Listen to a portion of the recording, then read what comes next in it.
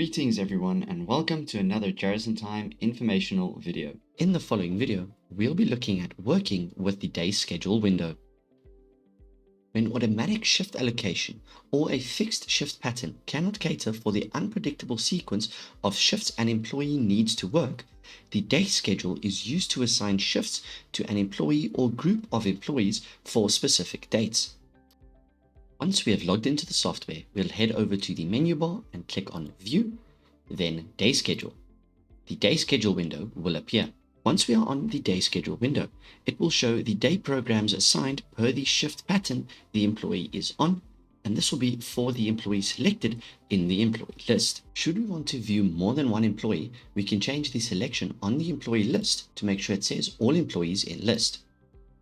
Should we not want to view all the employees in Jarrison Time, we can load a filter to view only the employees in the selected group. For today's example, we're going to click on the filter icon, select Admin Department, and click on the Load button. On the top left of the Day Schedule window, we have the Date Navigator, where we can navigate either to past dates or to future dates. Just under that, we have a tick box for us to be able to toggle the adjustments and leave on the Day Schedule window. When we tick this, it will display the adjustments and leave on the days applied instead of the day program, on a day that they have been booked off or on leave. Once ticked, we will see that the adjustments and leave does display, as we see here things like annual, sick paid, maternity, and first aid. On the top right of the window, we have the view options, which are weekly, monthly, or custom. When we use the custom view, we have the ability to set the from and to dates for the date range that we would like to view. In today's example, we're going to be working with weekly. Now let's take a look at the information below.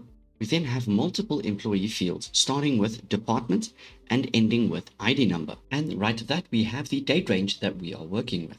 Then at the bottom, we have the preset day program shortcut keys. Now let's start allocating day programs to the employees by left clicking on the day program that we want to, and then clicking on the day for the employee that we want to allocate it to. And after that, we can repeat this until we are happy with what we have allocated to the employee.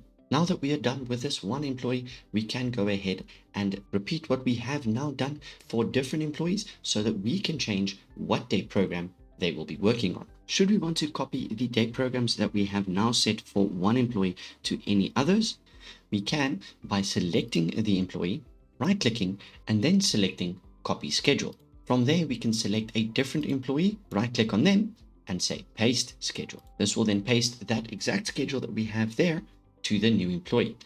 We also have the possibility of selecting multiple employees, Shift or Control key on our keyboard to select the multiple employees in question. Then again, right-click and select Paste. For our next option, we need to make sure that our progress is saved. After clicking the Save button, we can then select an employee, right-click on them, and we'll see a new option, Copy Schedule to the next 7 days. This will copy the current schedule of this employee to the next 7 days, making it easier for us to repeat the same process. Then taking a look at our next view, monthly, we'll see that we have the same option by selecting an employee, right click, but this time it tells us that it will copy it to the next 31 days. After that, we'll then take a look at the custom view. And on the custom view, let's say we are viewing for a 2-week period. We can do the same, select the employee, right click, and we will now see that the schedule will be copied through to the next 14 days. If we have maybe made a mistake with copying our schedules, we can select the employee, right click, and use the Reset to Standard Shift Pattern option. As we see there, it reset this employee, and we can then proceed to add a different schedule that is correct. Then for our next menu option, we are taking a look at Use Public Holiday Shift Change. Once clicked, we have now toggled this option to on, and this will allow us to make sure that if we allocate a normal day program to a public holiday date, then the system will automatically allocate the preset public holiday day program that was set up on the profile tabs of the day programs window. Without this option enabled, the system will allocate the day program assigned here without any consideration of public holidays. After that, let's have a look at our next menu option, which is the use day change option. We see that it is toggled on currently. We can always toggle it off by clicking it again. This option will make sure that if any of the day programs that we are allocating have a day change rule set to it, that it will activate and display on our day schedule as we are allocating day programs to the employee. Then we have the freeze columns option. Once we click this, we have the capability of moving our scroller, and we will see that the columns to the left of where the click was made will remain visible as we scroll. Also, please note that depending on which one of the columns that we right click and select the freeze column option, that is the column that the system will freeze.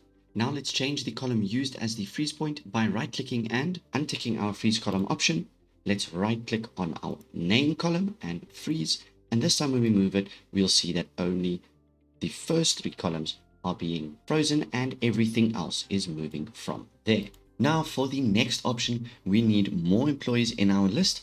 For this, we will quickly be changing the filter to something more suitable. Now that we have more employees, let's take a look at our freezing a row option. Depending on which row we select and right click on it, we will then select the freeze row option. We can then take our scroller and move, and once again we'll see that everything above the row that we have selected is frozen, but everything else is still able to move. Should we want to take this off, we can right click and remove. Now let's look at exporting the day schedule data out of Jarrison Time. For this, we'll head over to the Excel button found on the right hand side and we'll click on that.